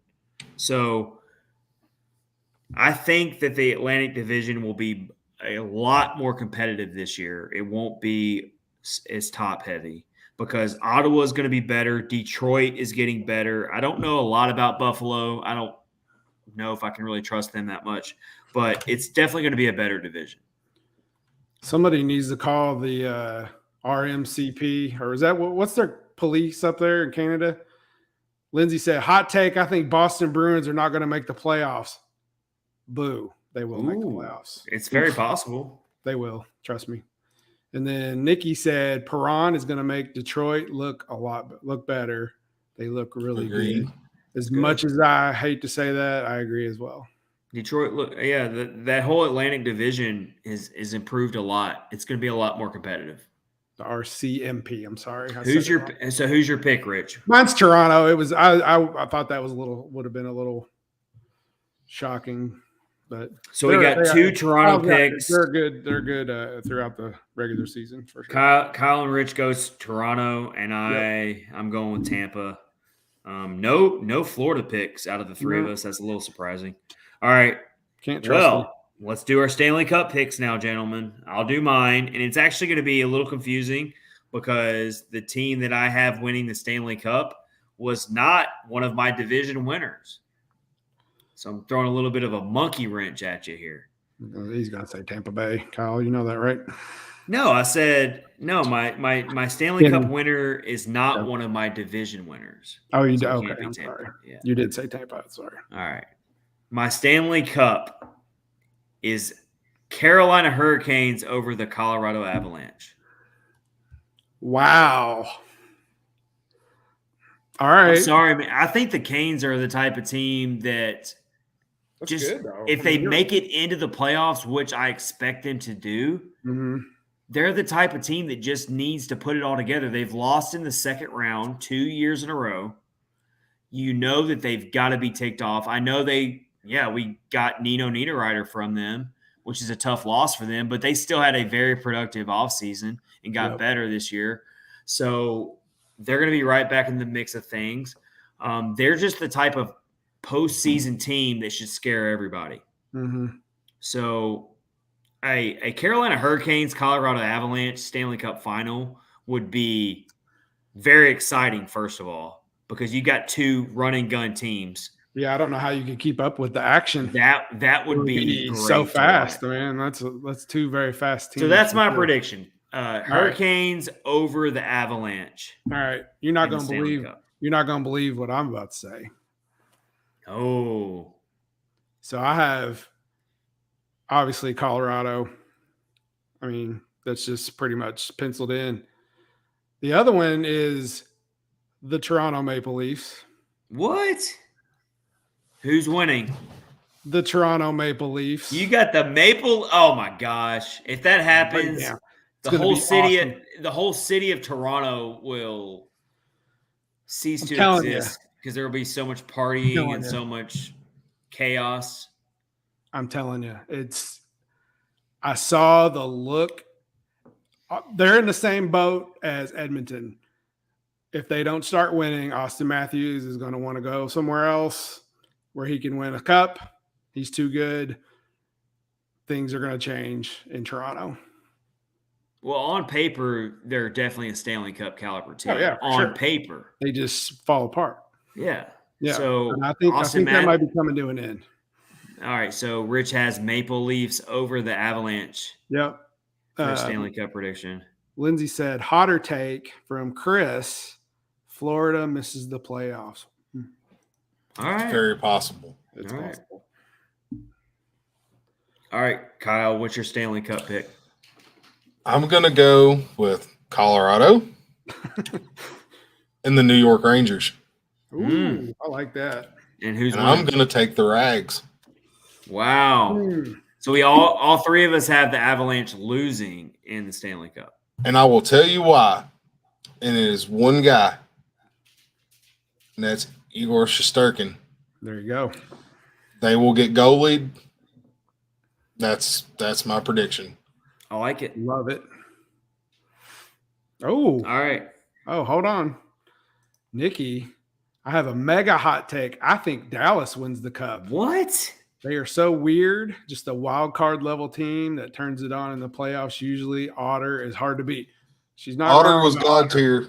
If they could have scored any goals at all, they would have been. Screenshot that one. Mm-hmm. Love the hot take there from Nikki. She's got the Dallas Stars winning the Stanley Cup. Love it. All right. Love it. Yeah, I love going out on a limb and taking a chance with these predictions. Yep. All right, let's move along. Let's hit this pretty quick here. Yep. League MVP, who's our picks? I'm already on record saying it, and I'm not going to shuffle around now. It was a few episodes ago. It was a way back over the summer. Can't remember why it was brought up, but I'm not going to change it now. I'm going to stick with my prediction. I don't know how drunk I was when I said this prediction before. Matthew Tkachuk is my MVP pick. Ugh. He's on a loaded Panthers team. He's going to get plenty of opportunities to pile up the points. New place. He's the type of player where he's going to keep getting better and better. That's why he just took over the offseason, and all these teams were rumored to want him. It's a bold take. It's a hot take, but Matthew Tkachuk wins MVP. That's my prediction. All right, I'm gonna someone other than McDavid or Matthews. Well, I picked Austin Matthews. Yeah, I think that's a good pick. You just watch that dude play, man. I mean, he's just. I mean, Connor McDavid's obviously fun to watch as well, but Austin Matthews, man, I don't know. There's just something about him. It's the way he plays his game. I think of it this way. Connor McDavid is just like a regular, like a pound cake. He's sweet. He does the job, whatever. Austin Matthews is still a cake, but he's like an ice cream cake with sprinkles and all this other stuff. He's got all this personality, so it makes it easy to like him. So, all right. Nikki said AM34 is just unbelievable. Lindsay said the Leafs also have Matt Murray in net. There's no way they get past the first round. Wow. Canadian people do not like Toronto. All right, let's do our Vezina Trophy prediction. Again, I'm already on record. I'm not going to backtrack now. My Vezina Trophy prediction is Juuse Saros. He is going to put it together. He's not going to have to make as many starts this year. Hopefully, Kevin Lankinen can take off some of the pressure off of Saros. And then when the end of season grind happens, we have a really energized, refreshed Juuse Saros. This is his year. I know he has it in him. I know he has the tools. He has the skills. He has it all in him. He got his first Vezina Trophy nomination last year. This is his year to put it together. So he's my prediction. Juuse Saros wins the Vezina and plays a major role into not only the Predators making the playoffs again, but actually maybe for a change winning a first-round playoff series. Yep, for sure. I picked Saros as well. I'm hoping that they'll spread him a little more evenly throughout the season so he's not as worked as hard toward the end. But I think you're right. I think he can put it together for sure. I don't know. I've got to go with Shesterkin. That's what that was my next. You think he's going to go back to back? The team in front of him's so good that true. It's really hard. It's really hard for guys to go back to back for the Vezina these days. That's all. That's true. That's kind of my thing. I think it's between him, Saros, and Vasilevsky. I mean, I think it's a 3-horse race. There could be a couple of other guys that could pop in there, but it really guys out there. Connor Hellebuck, he's still an elite goaltender on a bad team. You've got a few other guys running around that are really good goalies that are on really bad teams. Sergei Bobrovsky, if he comes back and plays like what he's capable of, could be in there. Jake Ottinger. Let's throw in Jake Ottinger. Ottinger's possible too. Love that kid. There's a lot of really great young goaltending talent that's rising up in this league. So it's going to be a fun race to watch. Yep. really difficult prediction to make Yep. at this point in the season. The season hasn't even started yet. But all So right, so then- me and Rich take Saros. Kyle's going with Shesterkin to go back to back for the Vezina. Yep. All right, I've got a super hot take prediction, way hotter than my MVP prediction. My Norris Trophy prediction. And it's probably going to make a lot of Predators fans mad. I'm sorry, but I got a hutch here. I got a defenseman who is extremely young, but is rising. Is a big deal. He's been in the league a couple years now, but I love watching this defenseman play. I just wish he played for a different team. My Norris Trophy prediction: book it, stamp it, take a picture of it, so that when we're sitting here next summer and they do the awards in Nashville, I can look like I'm smart. My pick for the Norris Trophy is Miro Heiskanen for the Dallas Stars. A defenseman who is getting better and better every year. He doesn't get talked about a lot.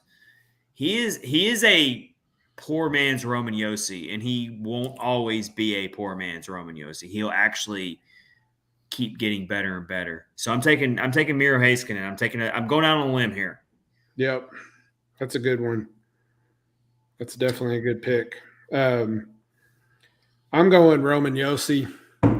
I actually felt that he should have won it last year. So you got Saros winning the Vezina, and you got Josi winning the Norris. It's going to be a big year with the awards being in Nashville. It's going to be a big gotta year for hope the you're Preds. right.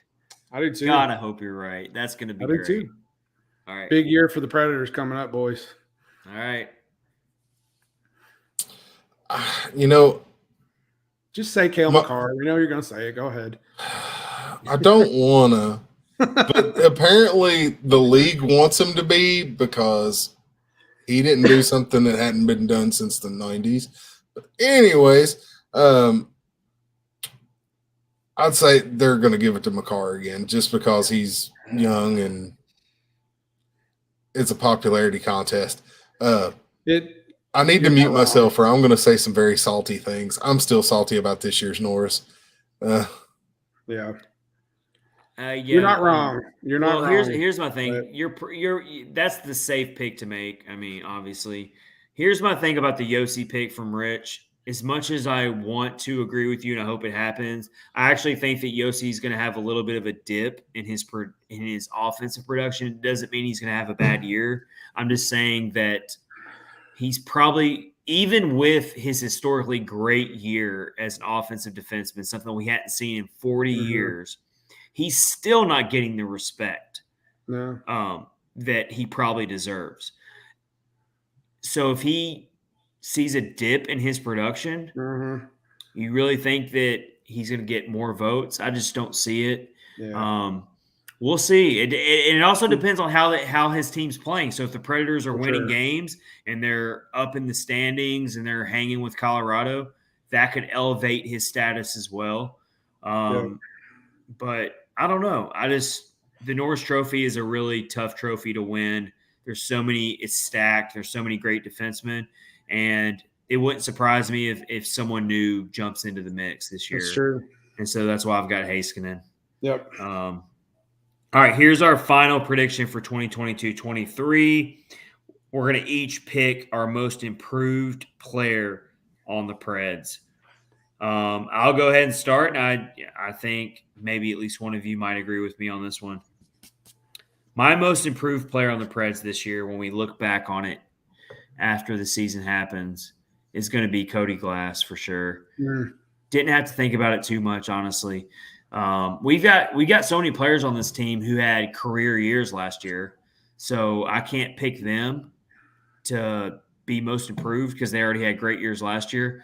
You've got some younger players. I thought about taking Eeli Tolvanen, but I just have a hard time with the confidence, and I'm just not so sure. But yeah, I really like Cody Glass becoming a 30 to 40 point scorer this year and making a huge impact, not only on the fourth line and making that fourth line actually offensively productive which is not what you always think about when you're thinking about the fourth line. Mhm. But I actually think he could contribute to the power play as well this year. So I've got him hopefully chipping in 30 to 40 points this year, which would easily make him the most improved player on this team if he can do that. Yep. Kyle. I'm going to go with Mr. Tomasino. I think he's going to end up on a good line. I really, really think he's going to end up with Nino Niederreiter and Ryan Johansson. That happens, watch out for a big year from the kid. He's going to do some damage if he's got that kind of a line. Ditto. You said everything I was going to say just now. Absolutely. He gets on a second line, gets some consistency with his line mates. I think he's going to have an even better year. He's got that 1 year experience under his belt now, so on the up trajectory. So we got Phil Tomasino from Rich and Kyle, and then I'm going with Cody Glass for most improved player on the Preds. That's our 2022-23 season predictions for Catfish on Ice podcast. Let us know what your predictions are. Tell us your Stanley Cup picks. Tell us your division winners. We got to do our sleeper teams. We didn't do that. Nope. Yep. All right, real quick. Sleeper teams. I took Boston in the East. They're going to start the year off a little shaky. They got some big names out for a little while. And then in the West, I picked Los Angeles because I think they're going to be like sneaky good. No, that's this good. year. Yeah. Yep. All right, my sleeper teams, and then we'll go to Kyle. My sleeper team in the West is the Nashville Predators. There you go. I do know that some people out there are kind of talking about them. They're getting a little bit of chatter. They're not completely under the radar, but for the most part, nationally speaking, no one's thinking about the Predators. No one's taking them seriously. Nobody ever does. Nobody usually ever does. They know that we have Saros, and that's really about it. They know we have Yossi, but no one's taking this team seriously to do anything special. So they're my sleeper team in the West because they did have a very good offseason. I think they're going to be a lot better, but no one's really talking about them nationally speaking. So we'll see what happens. In the East, my sleeper team is the Ottawa Senators. Again, I realize that some people are talking about them, and they're a kind of a sexy pick to make as far as maybe making some noise. But I still think they're a sleeper team because I don't know if they're good enough to actually make the playoffs this year, but they're definitely going to be a lot better. And if they do get in the playoffs, we've seen it happen in the past. All you got to do is get in, then something special can happen. So watch out for the Senators to have a much better regular season, finally be relevant again. And then if they get in the playoffs, who knows what can happen. So in the West, I have to agree with Chad and go with Nashville for all the reasons he said. In the East, I'm going to go with the New York Islanders. Ooh, okay. I didn't think about that. The Islanders are a good team. Ended up with some really bad luck at the beginning of last season. Mm-hmm.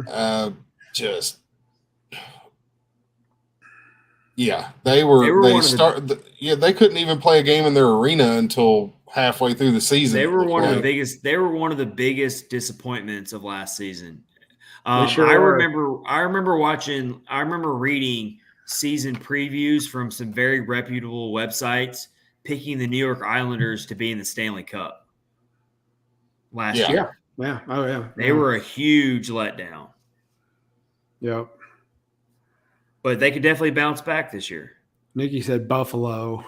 Buffalo for me, I think Krebs has a breakout season and potentially Owen Powers plays. Yeah.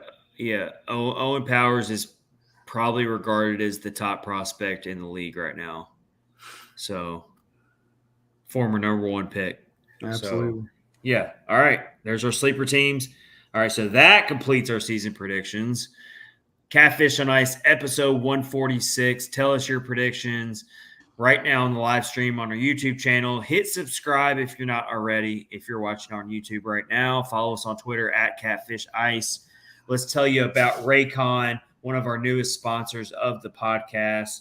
Lately, I have been listening to a lot of really good podcasts, crime documentaries. Is one of the things I love to listen to, but I love listening to really good interviews, listening to anything from past celebrities or famous people telling you about their journeys to get to where they were. I love podcasts like that. You need good earbuds to listen to a good podcast, and Raycon is the perfect earbuds for that. They are wireless. They look, feel, and sound better than ever with optimized gel tips for the perfect in-ear fit. These earbuds are so comfortable and they will not budge. Raycon gives you 8 hours of playtime and a 32-hour battery life. Raycon are priced just right, and you get quality audio at half the price. So yeah, just like you're getting the best bang for your buck for really awesome wireless earbuds. Like with technology changing these days, when you see a product like what Raycon has with their earbuds, you're like, wow, this is like pretty cool stuff here. It's no wonder Raycon's everyday earbuds have over 50,000 5-star reviews. Pretty cool there. That means that a lot of people are already liking Raycon earbuds. So go to buyraycon.com today and use code THPN15 to get 15% off your Raycon order. That's code THPN15 at buyraycon.com to score 15% off. Buyraycon.com, code THPN15. And to get 15% off your order there. Like I said, personal endorsement here from me. They are awesome. They're amazing. If you're into fitness, if you're jogging, if you're working out, if you're active, the earbuds don't move. They stay secure in your ear. So good stuff there from Raycon. Awesome. Let's get into the next segment here. The NHL Network is putting out their top 50 players. Let's move along pretty quick here. UC Saros and Philip Forsberg come in. They cracked the top 50. I feel like Philip Forsberg got a little disrespected here. What do you guys think? He's like at number 47. I feel like he would have been higher. Maybe higher. I don't know how much higher. It's hard to tell, but I didn't even look at the list. But I did see that they were like, did crack the top 50. But I think he's. Well, they haven't revealed the entire list yet. They've only gotten to number 30. Yeah. But I thought Forsberg would be higher. I really did. After the season he had. Yeah, for sure. That's why I say that. Yeah. You think he should be in the like? I thought he would have been 35? I thought he would have been top 40 for sure. Yeah. He comes in at number 46, I think, 46, 47, somewhere around there. I don't know. I thought he'd be a little higher. Yeah. Yeah, for sure. And then Saros, he comes in right next to Forsberg on the list. It's really hard on these lists.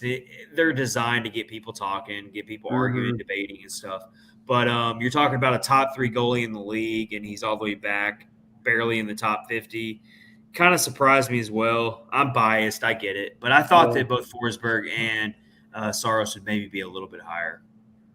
Yeah. I will say if Roman Yossi's not in their top 10, it's a trash list. Well, I think that's a very high probability he won't be in the top 10. That's ridiculous. That's ridiculous if he's not.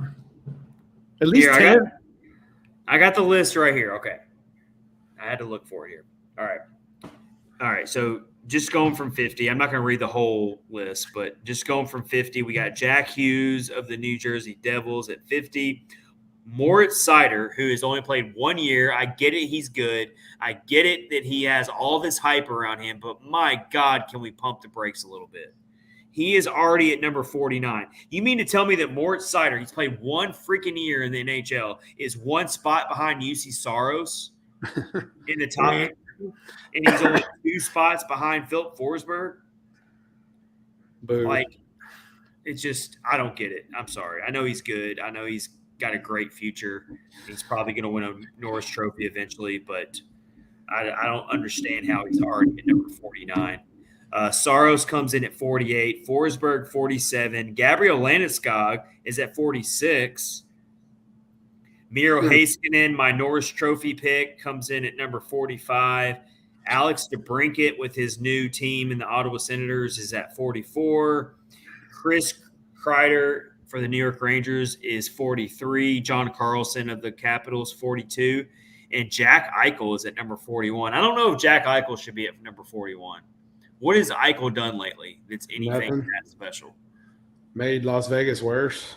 I don't know. What do you think about just those names I just read, Kyle? I don't know, man. Yeah, it's just Eichel especially. He was coming in. He was going to be the savior for Vegas, and they just fell flat on their face. Mm-hmm. So and things aren't going to looking too good this season either. No, they have no goalie. Yeah. So for sure. I don't know. Just these lists are tough. I mean, I'm not coming after NHL Network. It's about getting people talking. I'll come after EA Sports though. Yeah.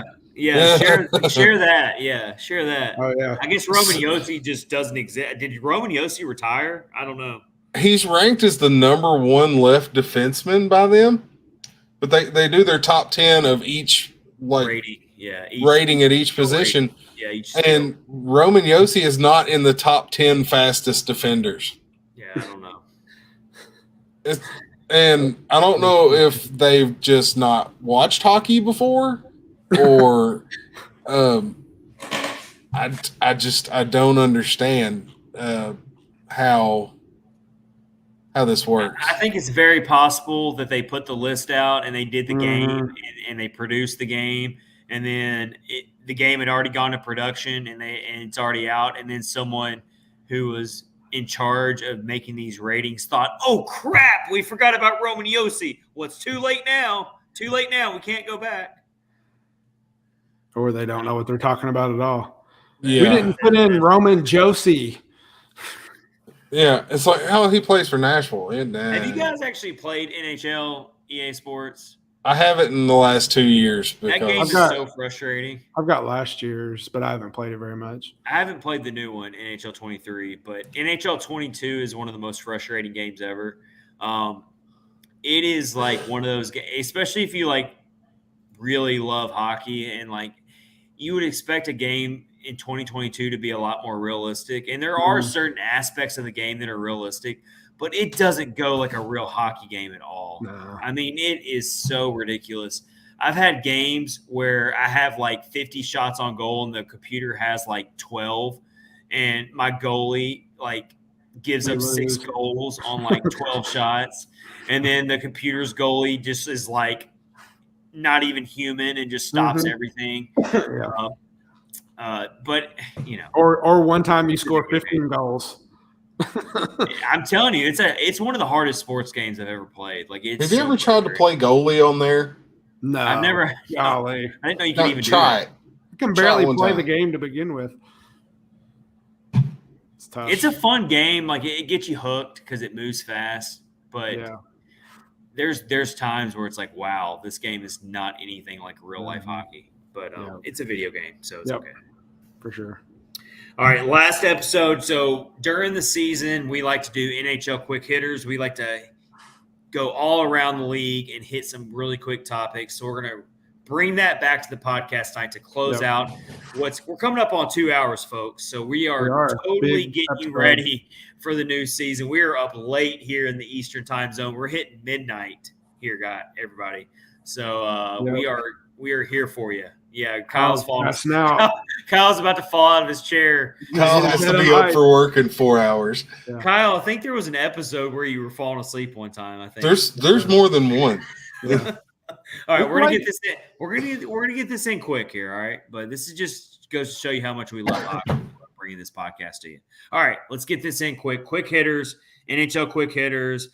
We got some really big retirements to talk about real quick. Rich, how about you talk about your boys at Zdeno Chara? Out of the 3 retirees, that one is the cream of those 3. That's for sure. cream of the crop, in my opinion. Zdeno Chara, only one of the three who's won a Stanley Cup, longtime Bruins captain. He signed a contract today, a one-day contract, so he could retire a Bruin as he should. Yep. I know you see these videos of him just like beating the snot out of guys, but like all of his teammates on every team he's played for say he's just an awesome guy off the ice, a leader. So they just don't make them like him anymore for sure. Nope. So I guess I'll take the most understated one of the group, Mr. Pernell PK Subban. Yep. Announced his retirement today as well. I got teary-eyed. I'm not going to even lie. Like, I love that dude. He's such a good person. Like, Yeah. Big personality for sure. You can't not like PK. Mm-hmm. He's just such a good personality. And the thing is, I'm more excited now for what he's going to be able to do post-hockey than where he was at in hockey the last year or two. Mm-hmm. His play had went downhill. You could see he was kind of struggling. He was hurting. He wasn't able to do what he wanted to do. Playing for a really bad team. Playing in Jersey. I mean, doing a couple of things that weren't in his character. He got in trouble. Yeah. Slew footing a few guys here and there, stuff like that. So I'm excited to see him step into that broadcast role he's going to be so good at it. Yeah. Yeah, we all know it's coming. For TNT, yeah. And TNT's trying to bring a different perspective to hockey. They're trying to build a new demographic, that younger crowd. They do a great job doing their NBA coverage. Even though I'm not a big NBA guy, I do think they do a really good job covering the NBA. So they're trying to bring that over to NHL now with their coverage. Mm-hmm. So I think PK Subban's going to play a big role in that. I mentioned that I got a little teary-eyed. I'm not lying about this. What he did for the Predators when he was here was very special. I mean, if there's one player you're going to trade away for PK Subban, as far as trading away Shea Weber, well, at least we got a PK Subban in return, because that was a really hard trade to make, to lose Shea Weber. And Subban just came in here and was a huge catalyst into going to the Stanley Cup that year. And he played a big part on that team. But I want to share part of his statement here. I'm not going to read the whole thing, it's kind of long. But just want to share the beginning of what he put out on Twitter. He put, "I remember my dreams of playing in the NHL and winning a Stanley Cup, similar to the guys on the Don Cherry Rock'em Sock'em tapes at the end of every volume. With the black eyes, broken bones, and tears of joy to this day, I still dream about it. However, the end of this chapter is closing, and after 13 years in the NHL, I've made the decision to retire. I never looked at myself or ever felt I was just a hockey player. I always looked at myself as a person who happened to play hockey. Having that perspective allowed me to enjoy every shift like it was my last, celebrate every goal with emotion, and play every game as if someone paid to watch me play who had never seen me play before." So he goes on to thank his parents and stuff, good stuff there. And then I want to share something I came across real quick. Someone who actually came across him in 2018 at a children's hospital in Montreal. This is from Brandon Walker on Twitter. I got to share this with everybody. So he puts, seems like a good day for a PK Subban story. 2018 visit to Children's Hospital in Montreal. A few of his teammates joined, and the group saw 10 to 12 rooms of kids during the visit. At the end of the visit, one of the hospital directors asked if there was a time for 2 more rooms. Of course, there was time. These were kids who had been too sick or in other appointments when PK had visited before. The first was a cute little guy who lit up when the players came to see him. She had been through intense chemo and was struggling. When PK entered the room, he introduced himself to her parents in French because they didn't speak much English. He and the other players talked to the girl for a long time and took pics and signed things. She was very nervous but also excited. She was very sweet, but also you could see the toll of her treatments was overwhelming, and she had a lot for for a young woman to handle. The player said goodbye to her parents and left.